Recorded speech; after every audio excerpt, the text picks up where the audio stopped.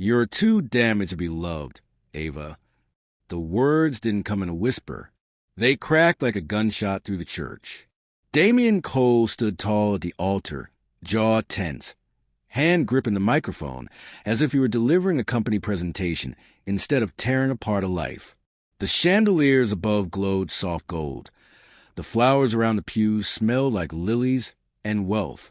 200 guests, 12 chandeliers, a quartet in the corner frozen mid-note. The silence that followed his sentence felt like someone had sucked all the oxygen out of the building. Ava Hart felt her knees threaten to give out beneath the weight of the dress. Lace sleeves, hand-stitched. A train that took 3 women to arrange. A veil that suddenly felt like a shroud. Her ears rang as if she'd been submerged underwater. "I'm what?" she managed. Damian didn't look away. He spoke in that same controlled, polished tone she'd heard in boardrooms and charity galas. "I can't marry someone like you," he said. "Someone with that history. A liability. I tried to convince myself it didn't matter, but it does. For my reputation. For the company. For my family." Her hand, the one holding his ring, began to shake. The diamond he had chosen glittered mockingly under the church lights. "You told me it didn't matter." Ava's voice came out thin, quivering. "You said my past didn't define me." "That was before I knew all of it," Damian replied. "Before I saw the psychiatric reports, the hospital admissions, the self-harm file.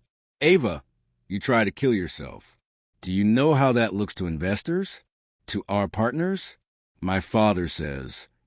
"You told him," she gasped. The murmur started in the pews then, a low, rippling wave of gossip. People leaned toward each other, lips against ears, eyes wide. Somewhere in the third row, a phone lifted slightly, subtly, trying to capture an angle. Damian's father, Gregory Cole, shifted in the front row, his silver hair perfect, expression carved in stone. Next to him, Veronica Cole, Damian's mother, pressed a manicured hand to her pearl necklace, a mask of practice concern hiding the flint in her eyes. "I deserve someone whole," Damian continued, as if reciting a line he'd rehearsed. "Not leftovers from a tragedy." The word hit her like a slap. Leftovers. Someone laughed, short and nervous. Someone else muttered, "My God!" The priest opened his mouth to intervene, then thought better of it, eyes dropping to his book. Damian extended his hand, not to hold hers, but to take back the ring. For a moment, she couldn't move. Then, numb, she let it slide from her finger into his palm. He didn't kiss her cheek, didn't apologize, didn't even say goodbye. Damian Cole, heir to Cole Urban Development, turned his back on her, on the priest, on the altar decorated with promises, and walked calmly down the aisle as if this were a board meeting that had run its course. The quartet remembered their cue too late and fell silent again. Ava stood there alone, a statue wrapped in white, while 200 pairs of eyes cut into her like blades. She could hear them.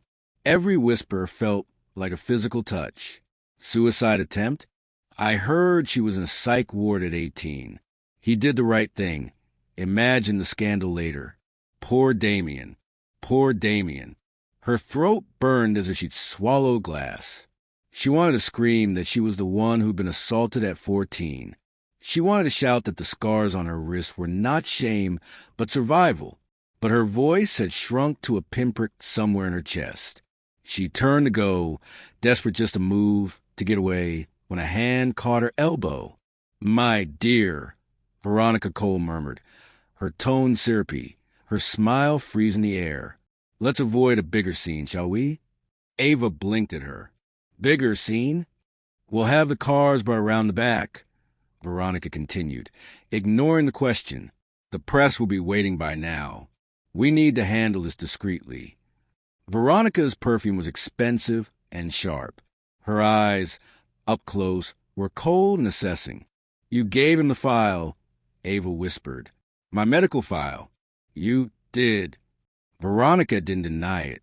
"My son has a legacy to protect," she said softly.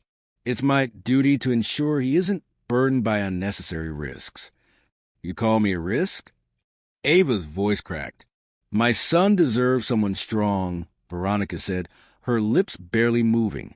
Not someone still bleeding on the inside. We all have our places in this world. Dear, yours is not at his side. She reached into her clutch and pressed something into the pocket of Ava's dress. A folded check. Thick, crisp paper. For your expenses, Veronica added, counseling, relocation, a fresh start somewhere that won't complicate things further. Consider it a kindness. Kindness. For a heartbeat, Ava wanted to slap her, to tear the check into confetti and let it rain over the marble floor. Instead, she turned away and started running, her vision tunneling, body moving on instinct alone. She ran down the side aisle, ignoring the priest's call, her heels sliding on polished stone, through the heavy doors, into the blinding daylight. The rain outside was sudden and merciless, soaking the silk within seconds. The veil tangled around her face. She ripped it away like it was choking her and kept going. Behind her, she thought she heard someone shout her name. But the church doors slammed and the sound cut off. Ava ran. Elmbridge Station never looked more like a movie set than it did that afternoon. Rain fell in sheets, turning the platform into a gleaming, reflective stage. Neon signs from nearby shops smeared into long, bleeding streaks across the wet pavement. Departures boards flickered orange letters. Delays, arrivals, departures. Lives moving on. A bride in a ruined dress stumbled under the eaves, clutching her stomach with one hand, the other dragging the soaked train like something dead. No one knew where she had come from. The few people scattered along the platform pretended not to stare.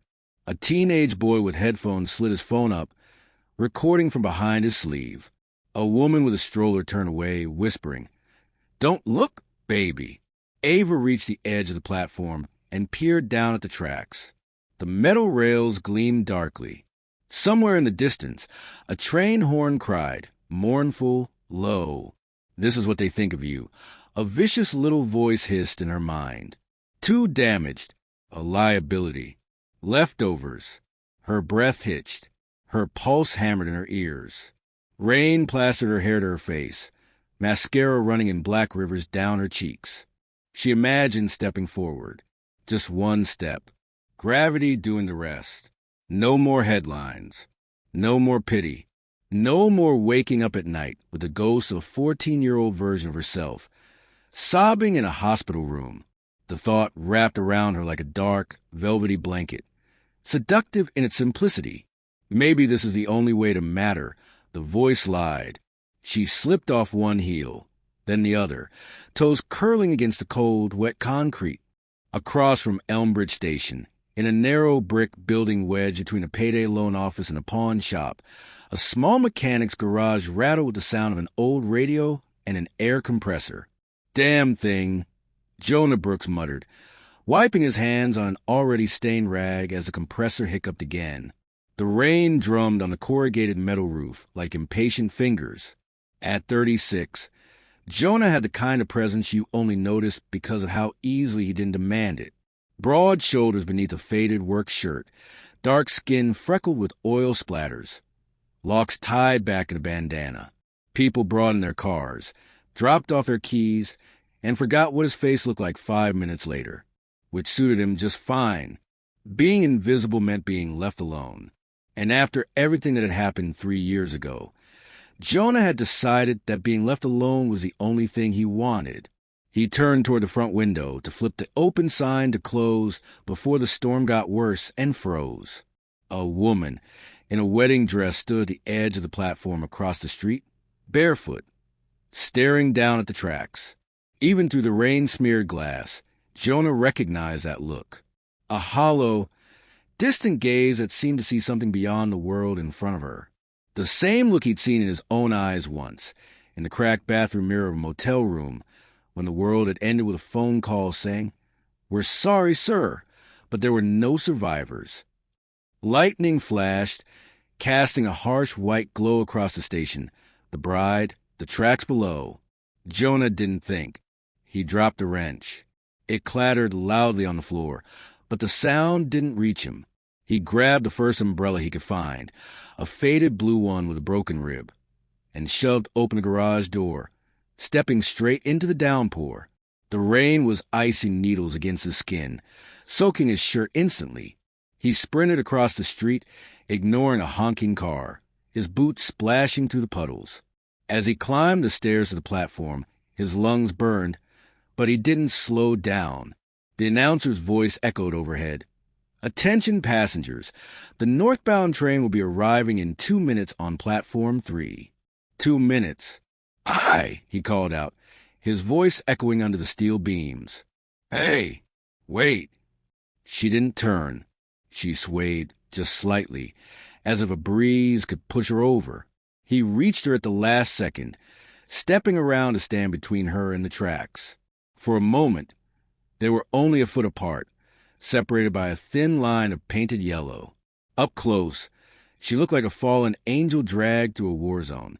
Mud on the hem of the dress, mascara streaks across pale skin, eyes red-rimmed, unfocused. Jonah lifted the umbrella over both of them. Rain thudded against the cheap fabric. "Sometimes," he said, breathless, voice rough, "the world collapses, and it feels like there's no way out." She blinked slowly, as if his voice had to travel a long way to reach her. "But I promise you," he finished, "this ain't it." Finally, her gaze snapped to his. For the first time, she seemed to actually see him.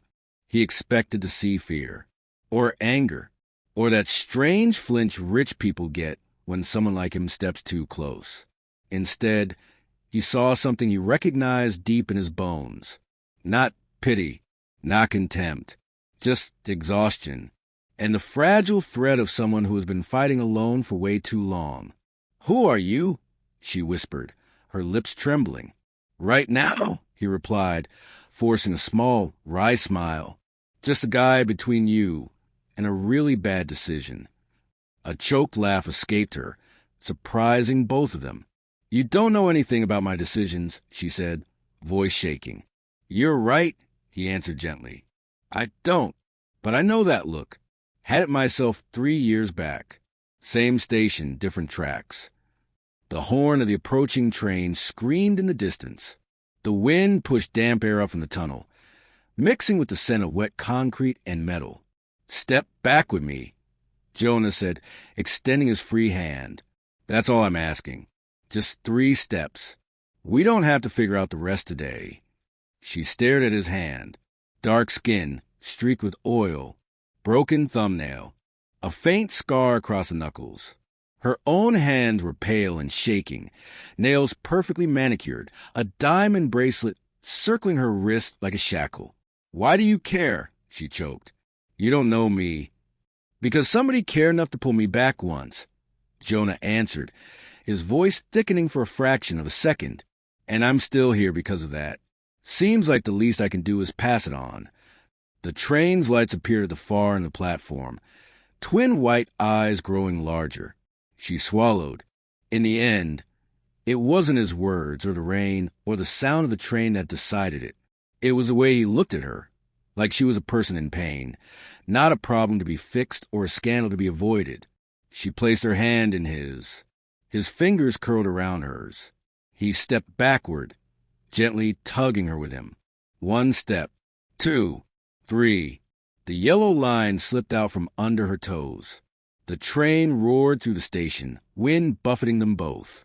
Her veil fluttered wildly, caught on a gust, and tore free, sailing away down the platform like a ghost. They stood there, side by side, the umbrella trembling over their heads, while the train thundered by. Someone on the far end of the platform had their phone up, recording.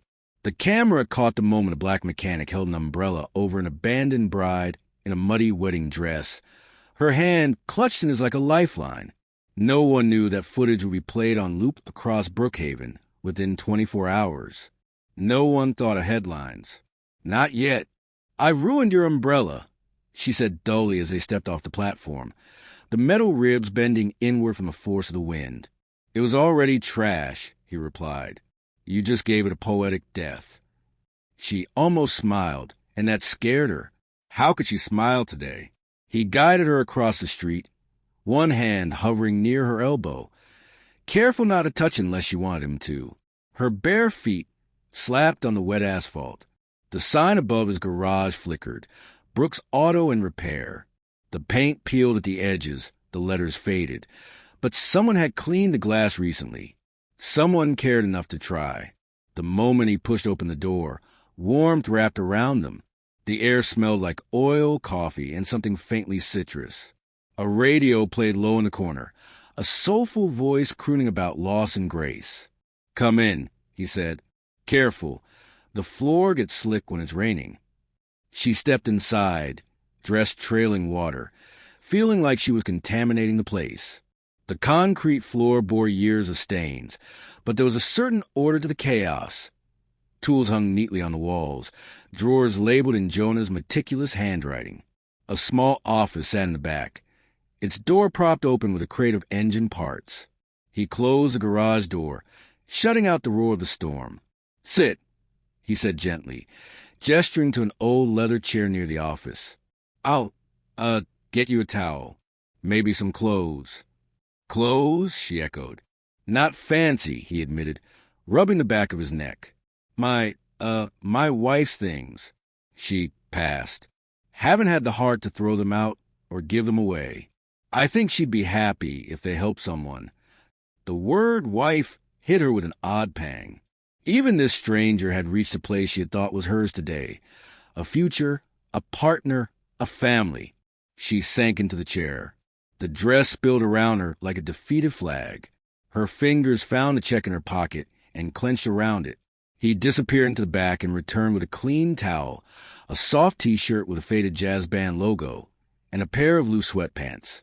"There's a bathroom through that door," he said, pointing. "You can shower if you want. Or just sit. No rush. This place is safe. No one comes looking for trouble here. I make sure of that." "Why are you doing this?" she asked, voicing the question that had been pulsing in her chest since the platform. Jonah leaned against the doorway, arms crossed. "Because 3 years ago," he said quietly, "I was sitting on the edge of a motel bathtub with a bottle of pills in my hand. Try to decide if anyone would care if I didn't wake up. The only reason I'm still here is because someone I barely knew knocked on the door and refused to leave till I talked. He sat on the other side of that door for 6 hours. Didn't preach. Didn't judge. Just said, 'If this is your last night on earth, at least let be one where someone listened.'" Jonah's gaze went distant for a second. I decided I could give him that much. And turns out, saying it out loud, all the hurt, all the damn injustice, it took some of the weight off my chest. Not all, but enough to breathe, enough to live one more day. Then another. He shrugged. Sometimes the thing that saves you is something small. An umbrella. A knock on a door. A stranger who says, "I see you." I can't fix your past, but I can at least make sure you don't spend the night on a train track. Her throat tightened. "You don't even know my name," she said. He gave a half smile. "Then start there." She hesitated, then inhaled. "Ava," she said. "Ava Hart." Something flickered in his eyes at the last name, almost imperceptible. His jaw muscles clenched, then relaxed. "I'm Jonah," he replied. "Jonah Brooks." He pushed off the doorframe, forcing his voice back to easy. "Go shower, Ava Hart. The world can wait." The water was lukewarm and the bathroom tiles cracked, but that shower felt like the first real thing that had happened all day. Ava watched black and gray rivers of makeup swirl down the drain, taking with them the carefully constructed mask Damien had approved of: soft curls, perfect contour, gentle pink lips. She scrubbed until her skin reddened. As if she could wash off the word damage, he had flung at her in front of everyone. When she stepped out and caught sight of herself in the foggy mirror, she barely recognized the woman staring back. No veil, no layers of silk, just damp hair curling naturally around her face, eyes swollen from crying, skin bare. She looked human. She put on the T-shirt and sweatpants. They were too big, but the cotton was soft from years of washing. The shirt smelled faintly of detergent and something floral she couldn't place. On a hook by the door hung a delicate gold necklace with a tiny treble clef charm. She didn't touch it. When she reemerged into the garage, Jonah had put away most of the tools and turned off the compressor. He was pouring something into two mismatched mugs. "Tea," he asked. "Or I've got coffee that could strip paint off a car." "Tea," she said quickly. "Please." He handed her a mug, and their fingers brushed. She realized then how cold she still was. His hand felt like a small furnace. They sat at a small folding table near the office. Outside, thunder rolled like distant drums. "So," Jonah said, as if they were acquaintances making small talk at a laundromat, "you, didn't exactly look like you were coming from a costume party." A hollow laugh escaped her.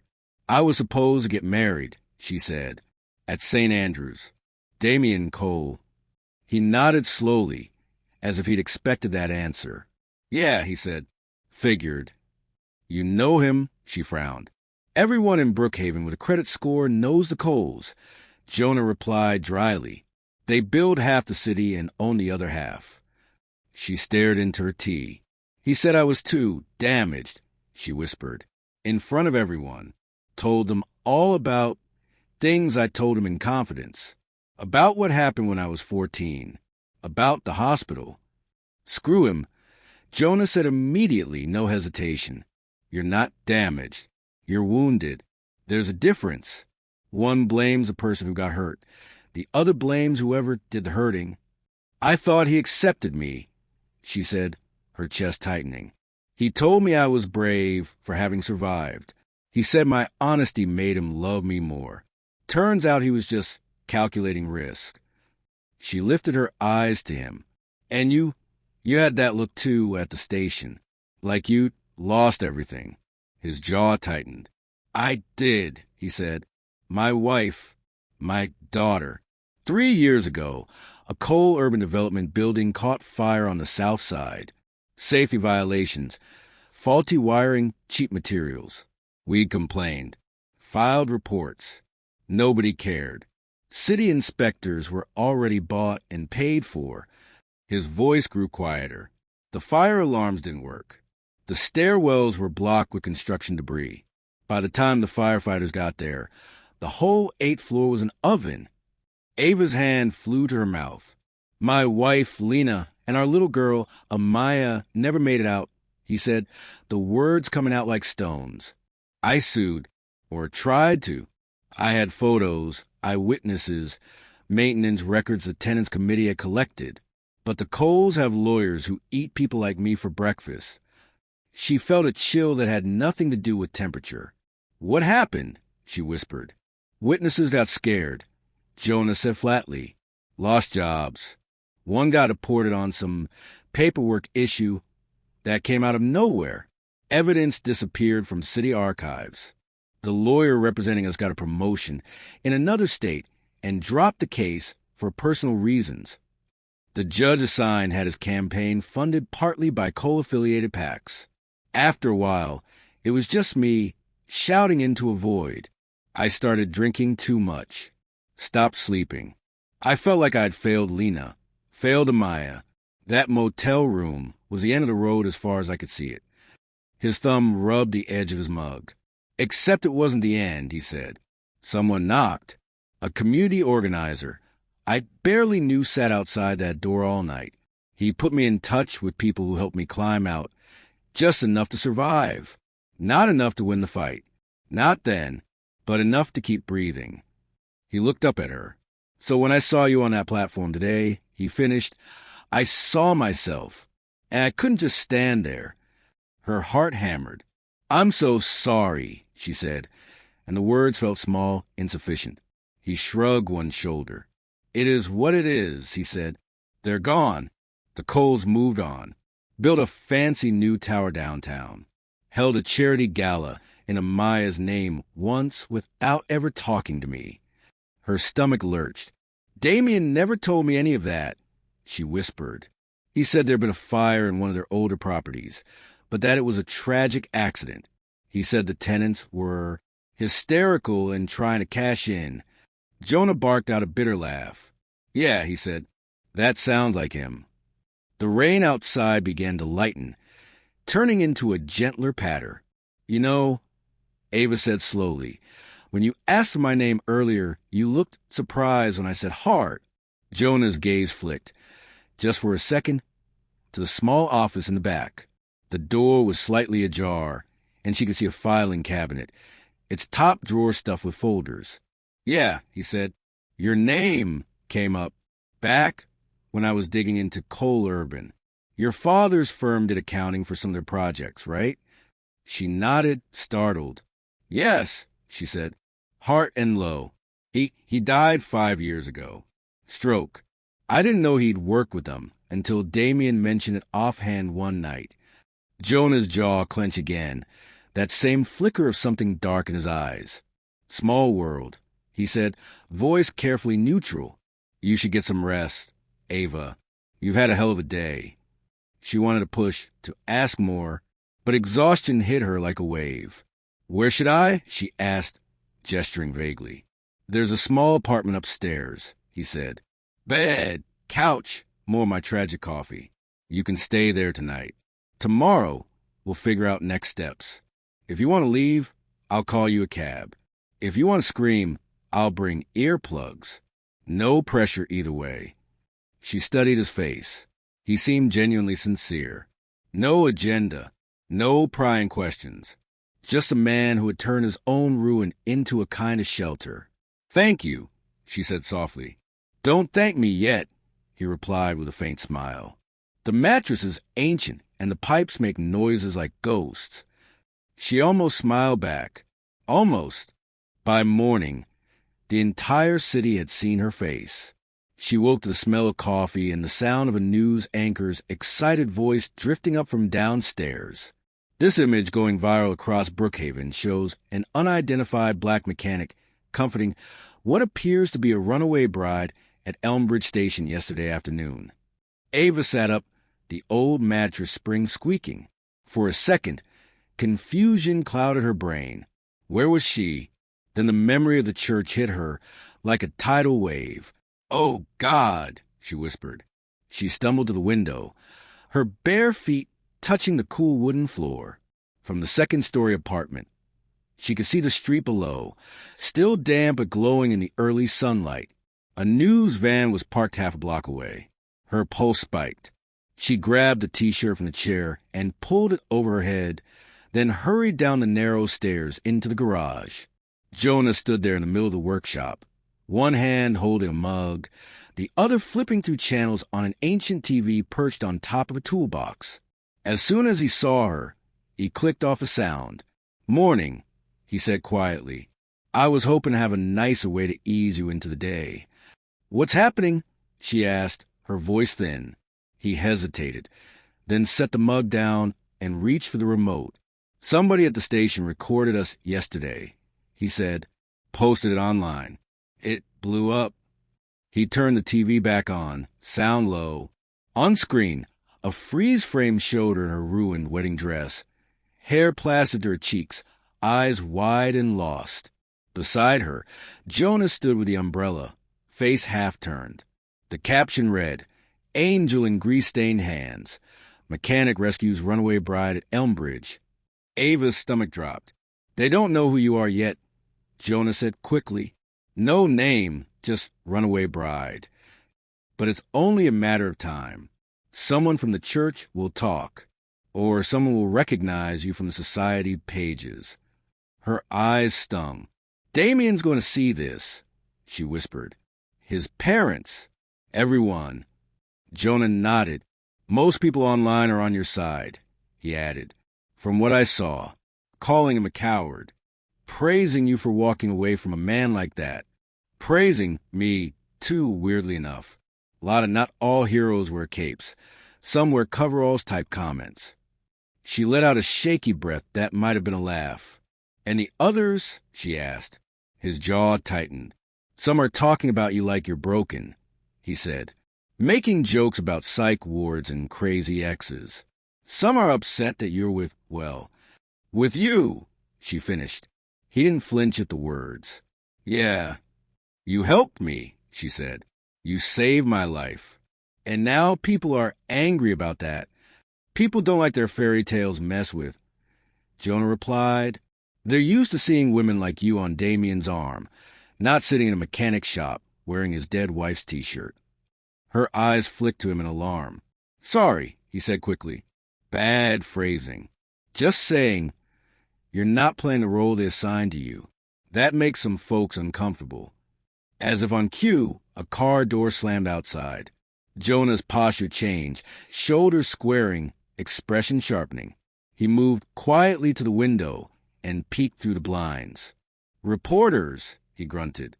2, maybe 3. And his voice faltered for a fraction of a second. And what? Ava asked, anxiety spiking. And a black sedan with tinted windows, he said. That's not the news. A chill slid down her spine. The Coles, she whispered.